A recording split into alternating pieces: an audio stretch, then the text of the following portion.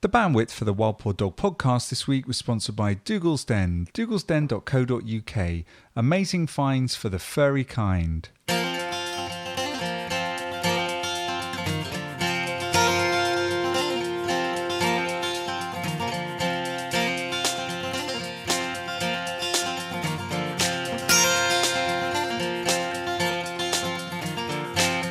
Recorded September the 2nd, 2011, this is the podcast that gives you help and advice on how to train your dog.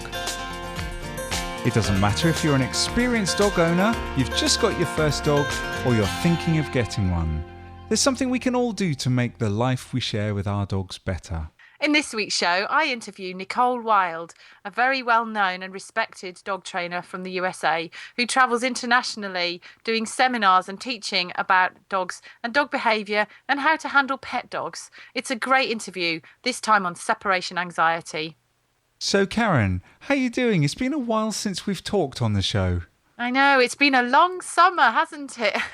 Summer? It's autumn here in Sweden. Oh, well, it's a very sunny day here today, so I'm still counting. I'm clinging on to my summer as long as possible. Yeah, there's a lot happened. I've nearly finished my book.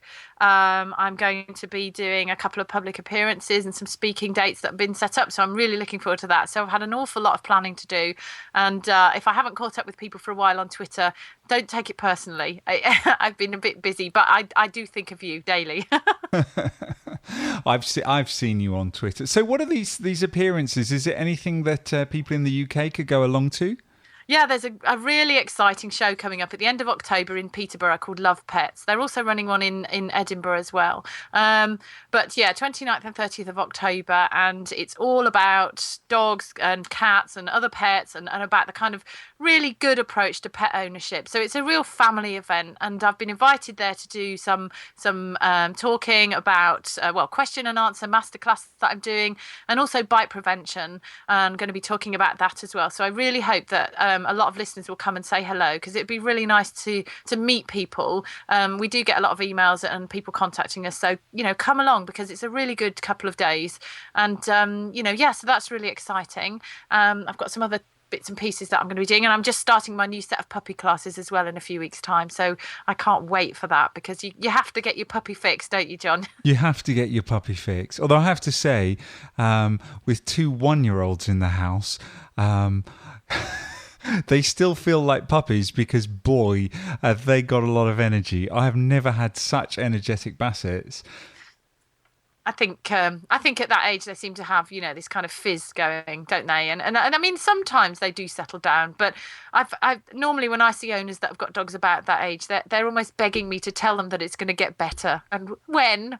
They're like, when? And when? and sometimes it's sort of not that long, but if you look at dogs that are rehomed and the rehoming ages of dogs when they're put into rescue, it's usually this kind of age range, 6 months to 18 months of age. And, absolutely. And I think it's that really high energy period of their lives, and they've not quite finished growing and developing, and by the time they're a bit older, they generally settle down, as long as it's not a nervous problem. So hang in there, John, you will make it. Yes, Swedish lesson number 3, omplaceringsålder, the age at which lots of dogs get rehomed. But my dogs aren't. Well, Stan's going to England to his new home when his rabies vaccination is all sorted. He should be ready to go in December. But I do think that there is a possible theme for a podcast there, because I've got the 3 older girls here and the 2 younger dogs. And I know we've talked about multiple dog households, but I think at some stage it'd be interesting to talk about having an old dog and a younger dog together in the same house. Yeah, it can be a mixture sometimes that can be quite hard to handle, because sometimes the young dog is full of beans and the older dog really doesn't want to know, but one needs to learn from the other. So yeah, it can be quite a hard thing to do. And I've ended up with it myself, where my middle dog died and I ended up with a really old dog and a brand new puppy. And it was quite an interesting mix, because the other thing is, of course, you get used to your older dog and how laid back they can be, and they're kind of seen it all and done it all, and then you've got a puppy that's kind of like, yeah, let's do it. And then it's a bit of a shock. All right then, Karen. Well, I think it's about time that we got to the interview with Nicole Wilde, author of Don't Leave Me. And Nicole gets to talk all about dogs with separation anxiety. Hi, Nicole. Thank you so much for coming on the podcast. Now, a lot of us in the UK are not familiar with your work. I know that I certainly found you through Twitter, and have been reading about you and have read some of your books. I would like you to tell us a little bit about yourself and about your day job. Sure. I love how everybody finds each other through social media nowadays. Twitter and Facebook connects us all. Well, primarily I do two things. I write books. I've actually got 9 books out currently, and they're all about canine behavior. Some of them are aimed at dog trainers to help them better serve their clients. And a couple of them, such as Help for Your Fearful Dog, and my latest one, Don't Leave Me, which is about separation anxiety, are aimed at dog owners as well as trainers to help the dogs too. In addition to writing books, I travel. I travel domestically here in the States as well as internationally. And I teach seminars for dog trainers, kennel, shelter rescue workers, and the general public. Basically, anybody's welcome to come. And it's all to give them more information on how to better understand their dog and train their dog and teach basically gentle, positive training methods as well as get some insight into canine behavior. So you teach trainers then, really. So do you think that becoming a dog trainer is something that you can achieve easily? Because I know it's very popular at the moment. How long would you say it needs to take? Well, I wouldn't say it's something that really comes easily. I think that, like with any other profession, you really need to learn your craft. I don't know how it is in the UK, but here in the States, there's really no license required to become a dog trainer, which is a really bad thing in a way. If you were going to become a plumber or a house painter or, anything, you would need to study your craft, you would need to be tested on it, and you would need to be licensed so that you're held to certain standards. But unfortunately, we don't have that. So really, anybody can just hang out a shingle and call themselves a dog trainer. What I really think you need to do, though, is, get a lot of book knowledge first, definitely, and also get a lot of hands-on experience, which you can certainly do by, volunteering at a local shelter. I think that's a great way to not only get a great experience, but to help the dogs in your community. If you are lucky enough to have somebody in your area, who would mentor you, that's a fabulous opportunity. And, you do these things, you help out other trainers, you assist, you do whatever you have to do, and you attend seminars and so forth in order to really, really learn your craft and have practiced it before you get out there, because you don't want to be practicing on other people's dogs. And it's quite a dangerous thing to do as well, I imagine. I mean, it's the same over here. There's no actual license. Anyone could do it, which is slightly worrying, because I think it's quite a popular myth, really, that it's this kind of amazingly sexy job. And I think we both know it's not really like that at all. I don't know about amazingly sexy. The bruises and the scratches and the bites and the, And the mud. Let's not forget the mud. The mud. Oh, yeah, it's glamorous. But, I think the biggest misconception when people want to become a dog trainer, they think it's going to be just this fun, all the time fun thing where you're just playing with dogs, And it's so not that. I mean, of course, most of us get into that because we do have a love of dogs. And I mean, I've been a professional trainer for about 20 years now. Well, I can tell you that a lot of it is training people. You're training people to train their dogs, basically. So you better have not only a love of dogs, but a love of working with people. Yeah, I know. It's a popular misconception. I have a lot of people say to me, oh, like, I don't really like people, so I want to be a dog trainer. And I think, no. So, Nicole, I know that you've got a lot of books that you've written, but the latest one is one I think that's going to interest many, many people. Tell us about that. It's all about separation anxiety. So what's the book called? It's called Don't Leave Me. It's a step-by-step help for your dog's separation anxiety. And to be quite honest with you, I wasn't really planning to write a book on separation anxiety, but our dogs, Mojo and Soko, had passed away, and there was about a year that we were dogless. And, after that, I sort of couldn't stand it anymore and said, oh, we've got to get a dog. And I told my husband, I'd really like to adopt a shelter dog.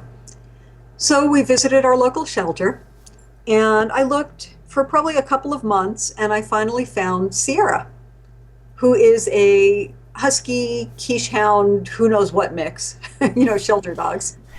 And we took her home, and as we were checking her out of the shelter, we were doing the paperwork, they mentioned that she had been there 4 times before. And I said, well, can you give us any information? And they said, we really don't know. And the last time she came in, she had come in as a stray. So I said, well, that's okay. I'm sure there's probably going to be some sort of behavioral issues, but who better than a trainer, right? So we took her home. And the first thing she did was to walk outside. We have a sort of fencing all around the back of the house. And she kind of walked the perimeter and looked down low and looked up high and kind of basically looking for ways to escape. And I thought, aha, that must be part of why you were in the shelter 4 times, because you're an escape artist. And it soon became clear that it was a combination of that and the fact that she really didn't like to be left by herself. And so here it is, you have a dog who's got separation issues. They want to get to where their owner has gone, and so they try to escape. And her being Houdini reincarnated, she had no problem, in her old homes, I'm sure, getting out. So here it is, she comes to live with the trainer who happens to have a background in wolf dogs and wolves and building containment. Yeah. So she wasn't going anywhere. So that's that's your own experience, and I know that you learn a great deal, don't you, from having your own dog with it. But it does strike me it is extremely common, isn't it? I mean, how common is separation anxiety? The statistics I've seen over here have been that it is the most common reported behaviour problem of the lot. Yeah, I've heard that it's one of the most commonly reported problems to actual behaviorists. And, you've got to think when somebody gets to the level of, a PhD, veterinary behaviorist, for example, they're really going because the dog has a very complicated or very severe behavior problem. And so it doesn't surprise me that people at that level do see this quite a bit. As I said before, I wasn't even planning to write a book about separation anxiety, but once I really lived with the problem, I realized that, even though, hey, I've helped plenty of clients' dogs with separation issues over the years, and it's been very successful. But until I really lived with it 24/7, I had no idea what a stressful issue it is, not only to the dog, but to the owner. I mean, it's really a lifestyle changing issue for the owner. And so a lot of owners really just don't want to deal with it. They don't have the patience, or they don't have maybe the lifestyle that they are able to go through all the behavior modification protocols and all of that. And the dogs are often given up. And I think, do you find that, I mean, I know that in our profession, owners do tend to blame themselves for the problems they're having with their dog. Not everyone. Sometimes the dog gets blamed squarely. But I think with this, I've certainly found that owners have said, it must be my fault. There must be something I'm doing wrong. But with separation anxiety itself, I mean, is that something that we could create in the dog? Is there something that we could actually make happen? You know what, Karen? I think that's a really common misconception. People think, if you give the dog too much attention, or if, you let the dog sleep in your bed, you're going to cause this, stably temperamented dog to suddenly develop separation anxiety. And it's just not true. There's actually been studies done. There was a study that was done that said that, and I'm going to quote this, this is something that Karen Overall mentions. Karen Overall actually states that studies that are specifically seeking to find causal associations between client attachment to their pet and separation anxiety have totally failed to do so. People think that, all of the sleeping in the bed and sort of being coddling and all that is going to cause it, but it really doesn't. That said, if a dog already has separation issues, behaving that way is not going to improve things. So no, it's not the owner's fault for causing it. So, I know something that I noticed when I read your book. It's set out very clearly, actually, about how to identify what actually is separation anxiety and what isn't. So where you say you might coddle the dog and it might be this and it might be that, that might not actually be that you're witnessing separation anxiety. So how can we actually tell, if you were trying to explain to somebody, how could they tell if their dog has separation anxiety? And if it isn't that, what might it be instead? Sure. Well, I'll tell you, with Sierra, it really wasn't anything dramatic. But when I left the house to do errands, I came home and I noticed that, and this was after maybe 30, 45 minutes being gone, I noticed that she was panting a lot.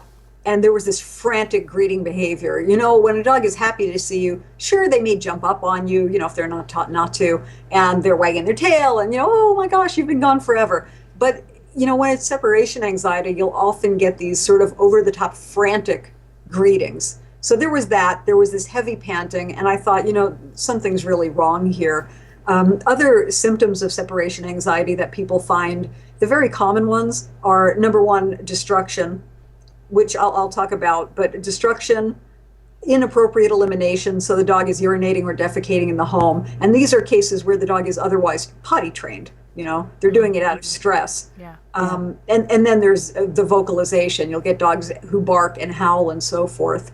But, the destruction certainly can be due to other things as well. If you have a dog who's simply bored, understimulated physically, mentally, sure, you can get destruction. And it doesn't mean that the dog has separation issues.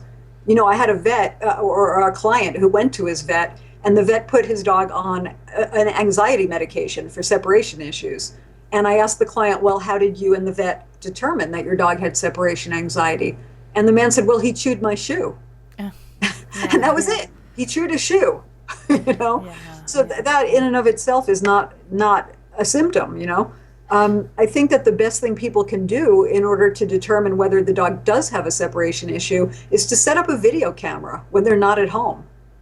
Because you will see, believe me, I did it because I wasn't sure exactly what was going on with Sierra. And I watched the video back, and oh my God, it was painful to watch. She went from pacing back and forth from the French doors to the window, which was the places she could see where I'd left.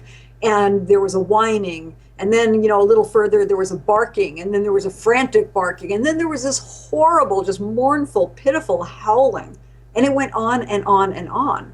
Mm-hmm. So obviously, this is not a dog who's, partying, woohoo, my owner's gone. Yeah. This is a dog really stressed. Yeah, or I'm bored, what shall I find to chew up? Or I'm a puppy, right. What shall I have in my mouth? So, it sounds very fundamental to the dog to me. The way you described Sierra's behaviour, it just sounds kind of like a real base level thing that's happening here.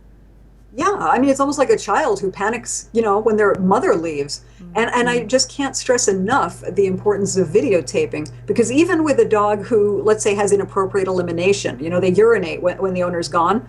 Some dogs, and not to be gross, but some dogs will do away with the evidence before the owner ever gets home. Yeah. So if you don't videotape, you would never know this is going on. Same thing with barking. I've got videotapes of clients' dogs where the owner leaves and, the dog seems okay. Maybe they're not too stressed out.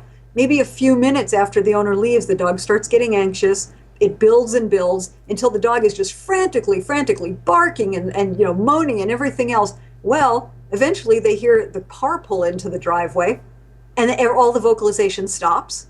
And they're happy, they're wagging their tail. And here it is, the owner walks in and goes, oh, look, he's wagging his tail, everything's fine. Yeah, and more often than not, the first thing some people might know about it, certainly over here, is a letter from the council with a complaint attached to it from a neighbour. Yes. So that's not any different here. Do you, one of the things that's often, we talk about the various sort of solutions and things like that, but one of the first things that a lot of people will say to me is that they thought about getting another dog because they think, well, my dog is lonely, so therefore another dog will help. What do you think about that? Well, I think that you'd better really want another dog and not just be doing it to fix the problem. Because here's the thing, it's interesting because when I was writing this book, I researched all the literature about getting another dog. And almost all of it says another dog absolutely will not help the problem if it's a separation issue. But I'm going to say that, there's a difference between separation anxiety, meaning that the dog is stressed about being separated from a particular person or persons. And if it's that, then yeah, certainly, no other dog's going to help because it's just that person the dog wants. A babysitter, a human wouldn't help either. But if your dog has what I would term isolation distress, meaning that he just doesn't want to be left alone, and basically any warm body will do, whether it's a person being there or another dog. In those cases, yeah, absolutely another dog can help. But, if the person is really not sure, my recommendation would be before you go out and adopt the other dog, number one, borrow a dog if you can. If you have friends who have a dog that this dog gets along with, leave them there for whatever, half an hour, assuming they're not going to destroy your house. Leave the video camera on and see if it made a difference. And if it does, then yeah, great. Go out and adopt another dog if that's what you want to do. But you've got to be very careful that you don't just go out, get another dog, and then end up with two dogs with the same problem. Yeah, I was going to say, then one might pick it up from the other, I'm guessing, if one's getting distressed and the other one's there feeling a little bit unsure. That's interesting because you mentioned about getting a dog from a shelter, and this seems to be something that I see quite a lot, that separation anxiety and rescue dogs often goes hand in hand. Now, that could be, I guess, that they've been rehomed because they have the problem, or is it something else? What do you think about that?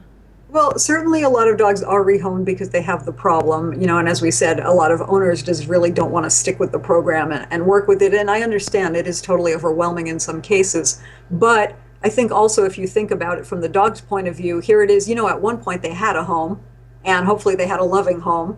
And for whatever reason, the dog ended up at the shelter. So here it is, they've been uprooted. They're in a strange place. And, just like a kid who, goes from home to home, there tend to be emotional issues that develop.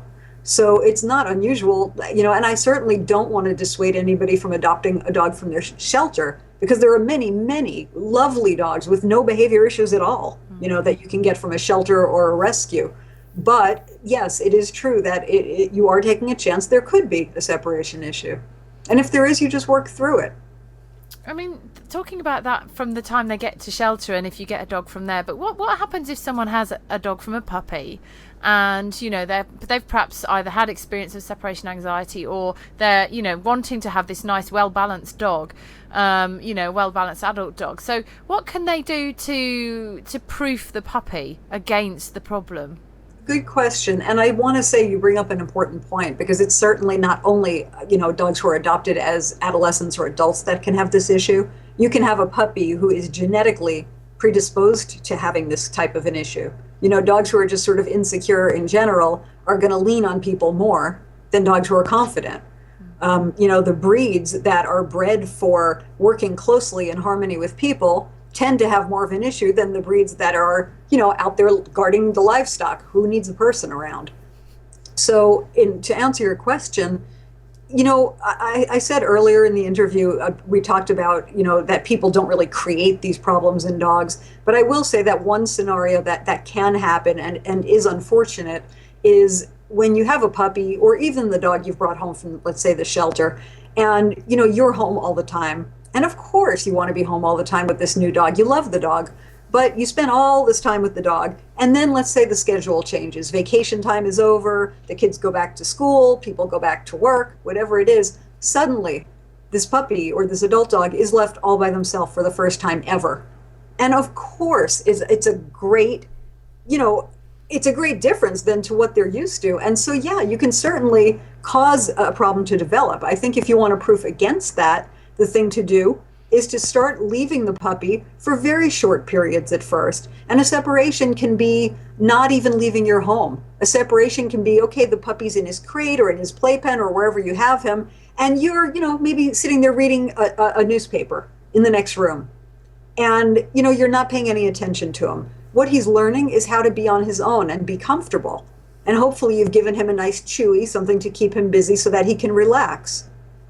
And if you do that, and if you then build the separations, a little bit more time, little unpredictable times of day and this and that, the dog will get used to. You know what? It's no big deal. The person leaves, they come back, and it's all okay. And they don't have time to get stressed about it because you've done it in very small increments so that they're comfortable. Yeah, and you're basically teaching them that it's part of their normal routine, I guess.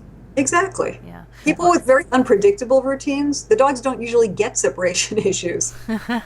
So with a puppy, obviously, you can prepare in advance for this kind of thing, and you can make sure that bit by bit they learn, and they learn well because they're young and they probably retain information. But if you take on an older dog, I know there's a lot of information in your book about the ins and outs of what to do. What are a couple of key things that someone could tackle if their older dog does have this problem? Well, one thing is there's got to be good management in place, because if you think about it, if somebody works outside the home, let's say Monday through Friday during the days, they can't just say, well, I'm going to let the dog deal with it during the day, and then when I get home from work, I'm going to practice these small departures in the evening. Obviously, something has to be done with the dog during the day. So the book really talks about, I give lots of creative management solutions, but just, a couple of ideas. Obviously, if you have a friend or a relative who can watch the dog during the day, that would be great. If you can afford to send your dog to, let's say, doggy daycare, assuming that he's dog friendly, where he can just play and run with other dogs, that serves two purposes. He gets to be with other dogs and, not be by himself all day. And it also serves to tire him out, which is a beautiful thing. But again, the book offers many more solutions. Also, you want to make sure that the dog is not getting stressed at your departure cues. This is one of the things that, we all have a routine in the morning usually. We're getting ready to go to work, so maybe we shower and we, eat something and we read the paper, and then we do things pretty much the same every day. We go over and we get our keys, and maybe we pick up our purse or our briefcase and we put on our jacket. So the dog, dogs are sort of masters of observation. And they learn very quickly that when they do this, this is what comes next. And so they understand that you're getting ready to leave and that they're going to be left by themselves, which they don't like. So they start getting whiny and anxious, and many dogs become very, very stressed. And dogs are even capable of back chaining what you're doing. So in other words, the dog knows, okay, she put on her jacket, but I know before that the keys came, and the keys mean she's going to put on the jacket and leave. And, the purse means that she's going to pick up the keys. And I've actually heard of a dog who back chained it all the way to the person's alarm clock going off in the morning. That's so good. One of the things you can do is actually desensitize the dog to jerks. Yeah, that is pretty bad if it's all the way back to the alarm.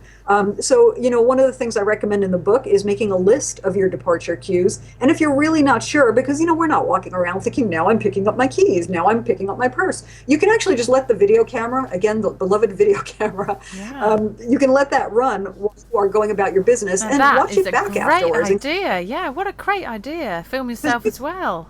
Yeah, because we're so not conscious, especially in the morning for some people, I have friends who have 3 cups of coffee, and then you can talk to them. But so this way you know what you're doing. And once you have that list, you can start to desensitize the dog to each of the departure cues. So in other words, let's say it's picking up your keys to go out the door. You would just pick up your keys, put them back down and walk away, and do this maybe 20 times during the day. Put on your jacket, take it off. Your dog is going to think you're nuts, right? But who cares? Because you know what? By the 10th or 20th time you do this, the dog's going, no big deal. So all of that stress is not building up. I did want to mention, by the way, that the book, because I know this is an awful problem, and I know that people are generally very stressed when they order this book, that it is available actually as an ebook. As well, actually download it where they can read it on the computer or on their Kindle or their, whatever e-readers they have, and they can get the help right away. Yeah. Which is one of the main reasons, by the way, that I actually converted any to ebooks, because I knew people needed help right away with this. Straight away, yeah. And one of the things sorry. No, go ahead. I was just going to say about the book, one of the things I really liked about it was that there are charts in there. And one of the things that's really come across from what you've said is that you have to be so thorough. And the charts help because they kind of take it away from your emotions, don't they? Yeah, that's the whole thing. And that's something that really came out of my living with Sierra, because to be perfectly honest, as much as I like to think that I'm a decent, trainer and behavior person, it got very overwhelming for me. And I was somebody who, thank goodness, I had the luxury of, I write from home, and when I'm not traveling, I'm here, and my husband also helped out, he works outside the home, but we would work things out so that he would maybe go in a little late or come home a little bit early. And I was able to do all of the very slow behavior modification and the leaving and coming back exercises, but still, it felt really overwhelming. Yeah. And so I started sitting down and making up charts for myself and lists, and here's what I did this week, and here's what happened the next week, because I felt as though it gave me a handle on the process. And that's what I really want for people. That's why there's all those charts, and that's why the book is almost like a workbook. Yeah, it is. Yeah, I agree. Yeah, I like that about it, actually, because there's so many wordy books out there that don't actually give you a bullet point here, now write this, now write that, now for you do this, and it's a great decision maker for you. Yeah, because that's very frustrating to me when I want help on whatever the topic. If somebody's just sitting there pontificating for pages and pages, I'm just like, okay, That's great, but where's the part where I get help?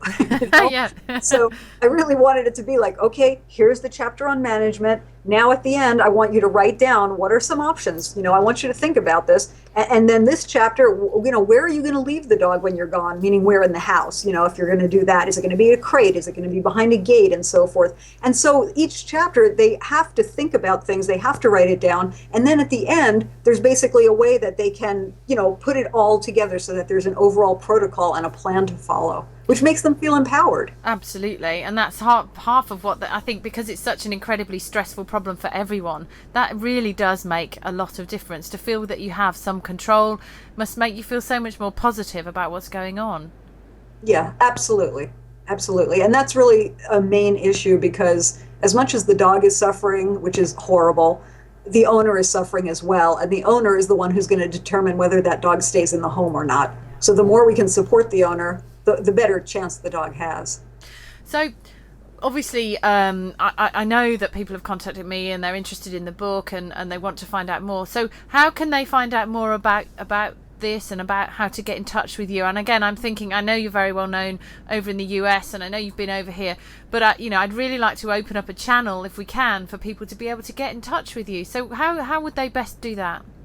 Well, there's a couple ways they can.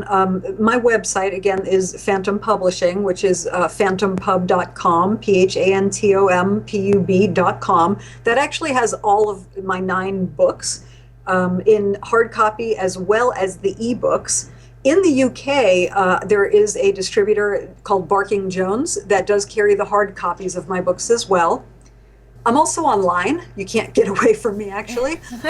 You can find me, let's see, I have a blog called Wilde About Dogs, Wilde, as opposed to Karen Wilde without the E. If you Google it, yeah, we're a couple of wild women talking. We are, yay! Yay! If you Google Wilde, Wilde, About Dogs, the blog will come up. You can also find me on Facebook. It's Nicole Wilde Author. You can find me on Twitter, which is just at Nicole Wilde. And what else have I left out? Oh, you can actually email me if you'd like. Oh, yeah. Well, I tell you what I'll do, Nicole, just to add to this, I will put the links and everything onto my blog that goes with the podcast, so people can hopefully just click straight through and they'll get to your various pages. Great. Perfect. Thank you. Excellent. Well, thank you so much for coming on the podcast, and I really appreciate you talking in depth about this, and I'm sure it will be very helpful to a lot of people. So what's next for you then? What have you got planned for your next project? Well, I'm due to speak at a couple of conferences coming up. We have the Holistic Veterinary Conference, which is coming up the weekend after next, and then in October we have the APDT Conference, the Association of Pet Dog Trainers. Plus, I have a few more seminars in there. So once things kind of settle down for me, which will be kind of the end of October, and I can sort of breathe again, I'm actually sort of contemplating my next book. So hopefully there will be something coming out. You're not giving us any hints as to what it might be about, then we have to wait and see. That's right. Oh, can't wait to hear. And good luck at the conference. The APDT one is the one over in Southern California, isn't it? That I would love to come to if anyone has space in their suitcase. Or a flight ticket. I wish you could. I will one day, just count on it. Well, it's time to say goodbye. Thank you so much, Nicole. It's been fantastic talking to you, and hopefully we'll get lots of feedback on the blog and you'll get some new contacts and be able to help more people. Thank you. Oh, thanks. My pleasure. Bye-bye. Well, Karen, thanks very much for putting another of these super interviews together. You've really got to speak to some really interesting people, what with talking to Jean the other week and Beverly Cuddy.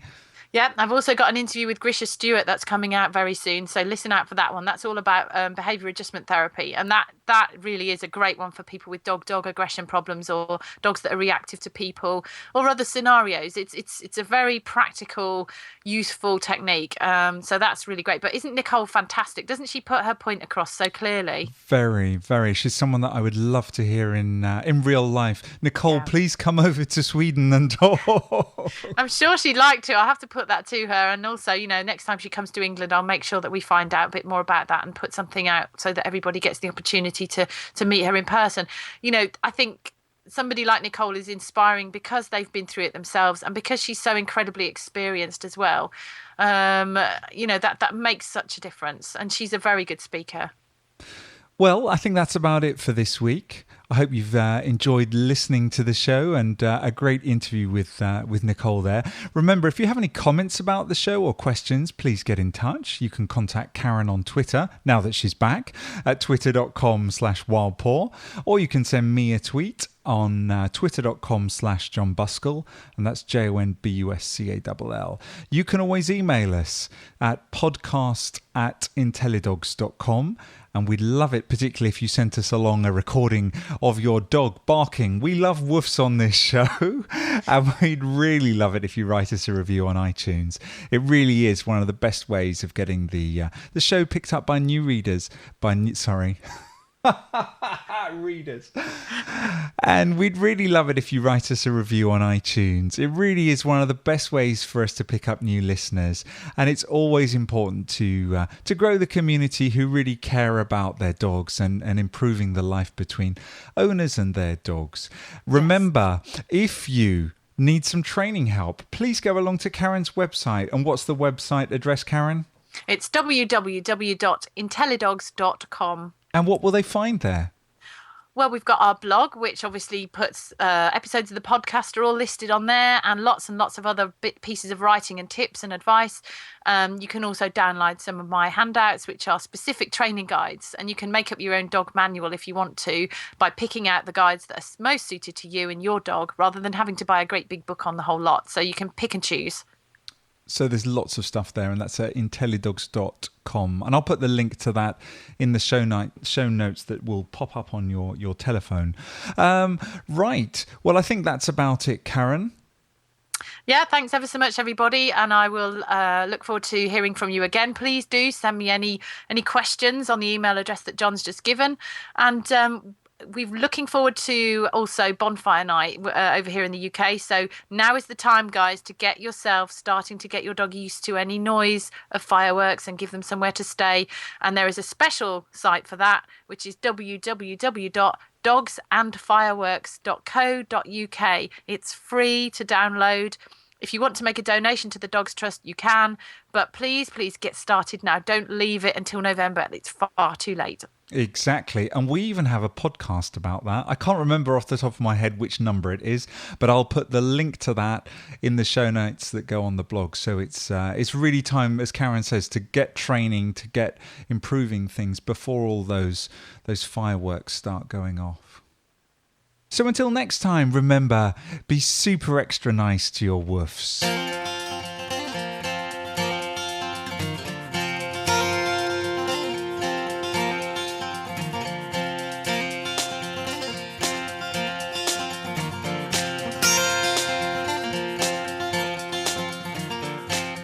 The Wild Paw Dog Podcast this week was sponsored by Dougal's Den, dougalsden.co.uk, amazing finds for the furry kind.